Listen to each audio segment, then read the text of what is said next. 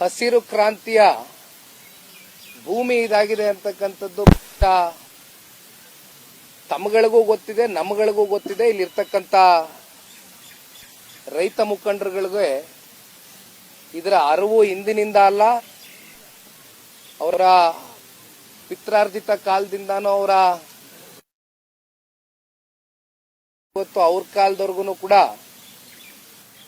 ವ್ಯವಸಾಯನೇ ಮಾಡ್ಕೊಂಡು ಬದುಕನ್ನ ಕಟ್ಕೊಂಡಿರ್ತಕ್ಕಂಥ ಬೈರ್ಮಂಗಲ ಹಾಗೂ ಕೆಂಚಗಾರ್ನಲ್ಲಿ ಪಂಚಾಯಿತಿ ವ್ಯಾಪ್ತಿನಲ್ಲಿ ಸೇರ್ತಕ್ಕಂಥ 26 ಗ್ರಾಮಗಳೇನಿದೆ ಅದರಲ್ಲಿ 9 ರೆವಿನ್ಯೂ ಗ್ರಾಮಗಳು ಸೇರ್ಕೊಳ್ತದೆ. ಇವತ್ತಿನ ಈ ಪತ್ರಿಕಾಗೋಷ್ಠಿಯ ಉದ್ದೇಶ ಈಗಾಗಲೇ ತಮ್ಗೆಲ್ರಿಗೂ ಗೊತ್ತಿದೆ. ಮೊನ್ನೆಯ ದಿನ ಅಂದ್ರೆ ಇವತ್ತು 14ನೇ ತಾರೀಕು 12ನೇ ತಾರೀಕು ರಾತ್ರಿ ತರಾತುರಿಯಲ್ಲಿ ಬಹಳ ಅತಿ ವೇಗದಲ್ಲಿ ರಾತ್ರೋರಾತ್ರಿ ಒಂದು 3 ಹಳ್ಳಿಗಳು, ಕೆಂಪೈನಪಾಳ್ಯ ಜೊತೆಯಲ್ಲಿ ನಮ್ಮ ಆರೋಳ್ಳಿಗೆ ಸೇರ್ತಕ್ಕಂಥ ಒಡೆರಹಳ್ಳಿ, ಮಂಡಲಹಳ್ಳಿ ಈ 3 ಗ್ರಾಮಗಳ ಫೈನಲ್ ನೋಟಿಫಿಕೇಶನ್ ಗೆಜೆಟ್ ಅನ್ನ ಬಹಳ ತರಾತುರಿಯಲ್ಲಿ ಸರ್ಕಾರ ಹೊರಡಿಸ್ಬಿಟ್ಟಿದ್ದಾರೆ. ಇದರ ವಾಸ್ತವಾಂಶ ಸತ್ಯಾಸತ್ಯತೆಯನ್ನ ಒಂದಷ್ಟು ಕಡತಗಳು ನಾನು ಕೂಡ 1-2 ದಿನದಿಂದ ಕಲೆ ಹಾಕಿ ಈ ಭಾಗದ ಜನಪ್ರಿಯರು ಮಾಜಿ ಶಾಸಕರಾಗಿರ್ತಕ್ಕಂಥ ಮಂಜಣ್ಣ ಅವರು ನಾವೆಲ್ಲ ಕೂತು ಒಂದಷ್ಟು ವಿಚಾರಗಳನ್ನ ಕಲೆಯನ್ನ ಹಾಕಿದ್ದೀವಿ. ಇದು ರಾಜ್ಯದ ಜನತೆಗೂ ಕೂಡ ತಿಳಿಬೇಕಾಗಿದೆ. ಯಾಕಂದ್ರೆ ಬಹಳ ಜನ ಹಿಟ್ ಅಂಡ್ ರನ್ನು ಅಂತ ಮಾತಾಡ್ತಾರೆ. ಹಿಟ್ಟು ಇಲ್ಲ, ರನ್ನು ಇಲ್ಲ, ಇಲ್ಲಿ ಸ್ಟೇ ಆಗಕ್ಕೆ ನಾವು ಬಂದಿರೋದು. ಹಾಗಾಗಿ ಒಂದು ವಾಸ್ತವಾಂಶವನ್ನ ನಿಮ್ಮ ಮುಂದೆ ಇಡ್ಲಿಕ್ಕೆ ಬಯಸ್ತೇನೆ. ಈಗ ನಮ್ಮ ಕೆಂಪೈನಪಾಳ್ಯದಲ್ಲಿ ಇಲ್ಲಿ ಸಣ್ಣ ರೈತರು, ಅತಿ ಸಣ್ಣ ರೈತರು ಅಂತಕ್ಕಂಥದ್ದನ್ನ ನಾವು ಯಾವ ರೀತಿ ಇದನ್ನ ಒಂದು ಡಿಫ್ರೆನ್ಶಿಯೇಟ್ ಮಾಡ್ಕೊಂಡಿದೀವಪ್ಪ ಅಂದ್ರೆ 1 ಎಕರೆಗಿಂತ ಕಮ್ಮಿ ಭೂಮಿಯನ್ನ ಹೊಂದಿರತಕ್ಕಂತ ರೈತ ಅಥವಾ ಒಂದು ರೈತ ಕುಟುಂಬ ಅಥವಾ ಭೂ ಮಾಲೀಕ ಎಷ್ಟು ಜನ ಇದಾರಪ್ಪ ಈ ಒಂದು 3 ಹಳ್ಳಿಗಳಲ್ಲಿ ಅಂದ್ರೆ ಹೆಚ್ಚು ಕಮ್ಮಿ 755 ರೈತರುಗಳು ಈ 3 ಹಳ್ಳಿನಲ್ಲೂ ಒಳಪಟ್ಟಿರ್ತಕ್ಕಂಥವ್ರು. ಈಗೇನು ಫೈನಲ್ ನೋಟಿಫಿಕೇಶನ್ ಹೊರಡಿಸಿದಾರಲ್ಲ ಅದರಲ್ಲಿ 1 ಎಕರೆಗಿಂತ ಕಮ್ಮಿ ಇರ್ತಕ್ಕಂಥ ಪರ್ಸೆಂಟೇಜ್ ಏನಿದೆ ಅಂದ್ರೆ 81% ಜನ 1 ಎಕರೆಗಿಂತ ಕಮ್ಮಿ ಭೂಮಿಯನ್ನ ಅವರ ಒಂದು ಭೂ ಮಾಲೀಕತ್ವದಲ್ಲಿ ಇರ್ತಕ್ಕಂಥದ್ದು ನಿಮ್ಮ ಮುಂದೆ ತಿಳಿಸ್ಲಿಕ್ಕೆ ಬಯಸ್ತೇನೆ.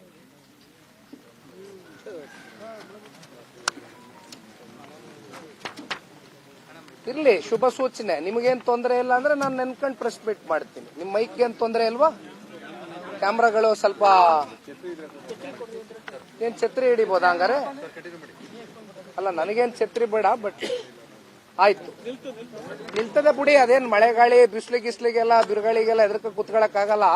ನಾವೆಲ್ಲ ರೈತರ ಮಕ್ಕಳು ಬಂದಿದೀವಿ, ದಯವಿಟ್ಟು ತಾವು ಸಹಕರಿಸಿ ಅಷ್ಟೇ. ವಿಚಾರ ಇಟ್ಬಿಡ್ತೀನಿ ನಿಮ್ ಮುಂದೆ.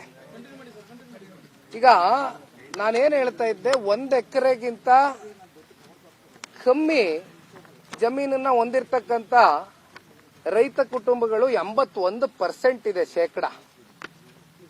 ಅಂದ್ರೆ ಇಲ್ಲಿ ನೋಡಿ, ಕೆಂಪೈನಪಾಳ್ಯದ್ದೇ ನಿಮ್ಗೆ ಹೇಳ್ತೀನಿ. ಟೋಟಲ್ ಲ್ಯಾಂಡ್ ಎಕ್ಸ್ಟೆಂಟ್ ಬಂದು ಅಕ್ವೈರ್ಡ್ ಆಗಿರ್ತಕ್ಕಂಥದ್ದು 384 ಎಕರೆ. ಅದರಲ್ಲಿ ಖರಾಬು ಗಿರಾಬೆಲ್ಲ ಸೇರ್ಕೊಂಡ್ರೆ ಒಂದು 17 ಎಕರೆ ಹೋಯ್ತದೆ. ಅದರಲ್ಲಿ ಒಂದು 600 ಜನ ರೈತರು ಇರ್ತಕ್ಕಂಥ ಈ ಒಂದು ಕೆಂಪೈನಪಾಳ್ಯದಲ್ಲಿ ಸುಮಾರು 96 ಜನ ಮಾತ್ರ 1 ಎಕರೆಗಿಂತ ಅಧಿಕ ಭೂಮಿಯನ್ನ ಮಾಲೀಕತ್ವವನ್ನು ಇಟ್ಕೊಂಡಿರ್ತಕ್ಕಂಥವ್ರು. ಇನ್ನು ಮಿಕ್ಕಂತ 504 ಜನ ರೈತರು, ಇವರೆಲ್ಲ ಸಣ್ಣ ರೈತರ ಕನ್ಸಿಡರೇಷನ್ ತಗೋಬೇಕು ನಾವು. 1 ಎಕರೆಗಿಂತ ಕೆಳಗಡೆ ಇರ್ತಕ್ಕಂಥವ್ರು ಕೆಂಪೈನಪಾಳ್ಯದಲ್ಲಿ. ಮುಂದೋಗ್ತೀನಿ. 1 ಎಕರೆ ಒಳಗೆ ಇರ್ತಕ್ಕಂಥವ್ರು ಕೆಂಪೈನಪಾಳ್ಯದಲ್ಲಿ 504 ಜನ ರೈತರು.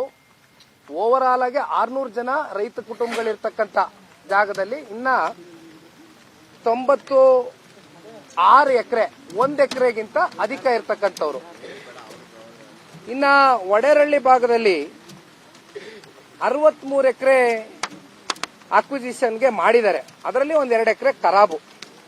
ಇದರಲ್ಲಿ 1 ಎಕರೆಗಿಂತ ಜಾಸ್ತಿ ಇರ್ತಕ್ಕಂಥವ್ರು 24 ಜನ, 79 ಜನ 1 ಎಕರೆಗಿಂತ ಕಮ್ಮಿ ಇರ್ತಕ್ಕಂಥವ್ರು. ಮತ್ತೆ ಮಂಡಳಹಳ್ಳಿಯಲ್ಲಿ 71 ಎಕರೆ ಅಕ್ವಿಸಿಷನ್ ಮಾಡಿದ್ದಾರೆ, ಫೈನಲ್ ನೋಟಿಫಿಕೇಶನ್. ಅದರಲ್ಲಿ ಖರಾಬೇನ್ ನಿಮ್ ಲೆಕ್ಕಕ್ಕಿಲ್ಲ ಬಿಡಿ, 16 ಗುಂಟೆ. ಅದರಲ್ಲಿ ಮೋರ್ ದನ್ 1 ಎಕರ್ 21 ಜನ, 1 ಎಕರೆಗಿಂತ ಕಮ್ಮಿ ಇರ್ತಕ್ಕಂಥವ್ರು 31 ಜನ.